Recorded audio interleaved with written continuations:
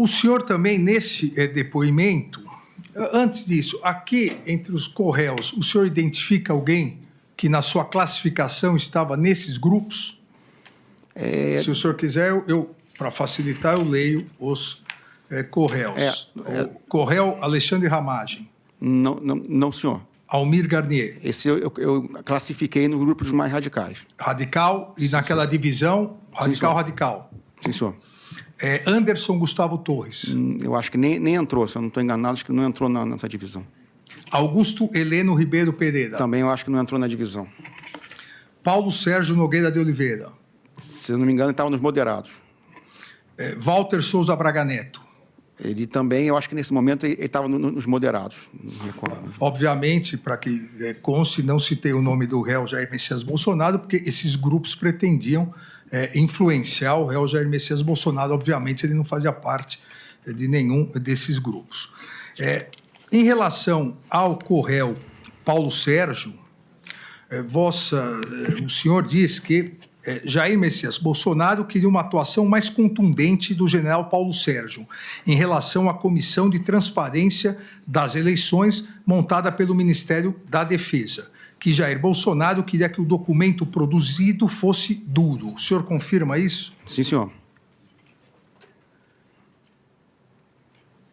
O senhor tem conhecimento que, se após, e também consta aqui nos autos, o senhor tem conhecimento que após a realização das eleições, na verdade, o primeiro turno e depois o segundo turno, hoje réu, então ministro da Defesa Paulo Sérgio, já estava com a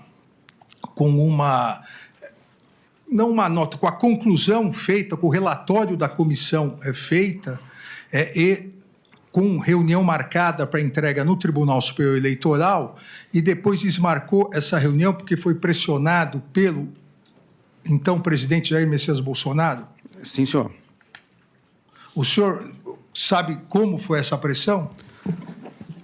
Ministro, efetivamente, eu não sei se foi por ligação, se foi por conversa particular, mas essa pressão realmente existia. O general Paulo Sérgio ele tinha uma conclusão desse documento, né, voltada por um lado mais técnico, e se tinha a tendência de fazer algo voltado um pouco mais político, né? E acabou que, no final, chegou-se ao meio termo, que foi o documento que foi creio, produzido e assinado.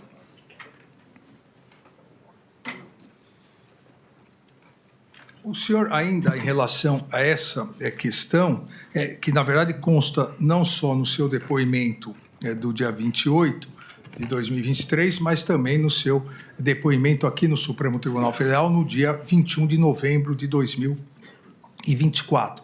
O senhor tem conhecimento que, depois do relatório apresentado e da nota que o Tribunal Superior Eleitoral emitiu, dizendo que havia recebido o relatório do Ministério da Defesa, que tinha testado a lisura das eleições, a regularidade das urnas, o senhor tem conhecimento se o corréu Paulo Sérgio sofreu pressões para soltar uma segunda nota? Não me recordo, ministro. Essa segunda nota eu não me recordo. Eu creio que depois que saiu a primeira, eu acho que depois que foi entregue a versão oficial final, eu acho que não teve uma pressão para sair a segunda, não me recordo. Aqui, vamos agora, a partir de meados de novembro de 2022, o senhor aponta que várias reuniões ocorreram para tratar exatamente dessa questão de como reverter o resultado das eleições. E que uma dessas pessoas que tratava desse assunto era um ex-assessor internacional do ex-presidente, o ex-assessor Felipe Martins, que vinha acompanhado de um jurista. E diz o senhor que foram mais de 2 encontros dessas pessoas com o ex-presidente Jair Bolsonaro, e juntamente com esse jurista, eles apresentaram um documento ao presidente Jair Bolsonaro no Palácio do Alvorada. O senhor se recorda? Eu gostaria que o senhor explicasse como foi essa apresentação e do que se tratava o documento. Sim, senhor. Então, agora, em termos de datas, não me lembro bem como foi, mas me parece que foi umas 2, no máximo 3 reuniões, talvez 2, em que foi levado esse documento ao presidente. O documento consistia basicamente de 2 partes, né? A primeira parte eram os considerandos, né? Eram 10, 11, 12 páginas, né? Muito robusto. Nesses considerandos, eles listavam basicamente as possíveis interferências, intervenções do STF e do TSE no governo Bolsonaro e nas próprias eleições. E no segunda parte entrava numa área mais jurídica, né, de estado de defesa, estado de sítio, prisão de autoridades e decretação de um conselho eleitoral, alguma coisa assim para refazer as eleições ou algo parecido. Esse documento, o senhor disse que previa a decretação de prisão de determinadas autoridades. Quais seriam essas autoridades? Senhor. Ministro, basicamente, vários ministros do STF, o presidente do Senado, acho que o presidente da Câmara não, mas eram de várias autoridades, assim, tanto do STF como do Legislativo. Também previa, o senhor disse, uma comissão eleitoral. Sim, senhor. Essa comissão eleitoral iria...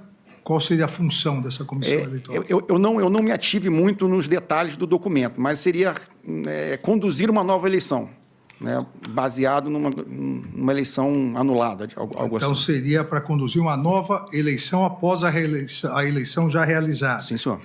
O ex-presidente Jair Bolsonaro recebeu e leu esse documento? Sim, senhor. Recebeu e leu. Ele fez algumas alterações no documento? Sim, senhor. Ele, de certa forma, enxugou o documento, né? Ele enxugou o documento, basicamente retirando as autoridades das prisões, né? Somente o senhor ficaria como preso. O resto não...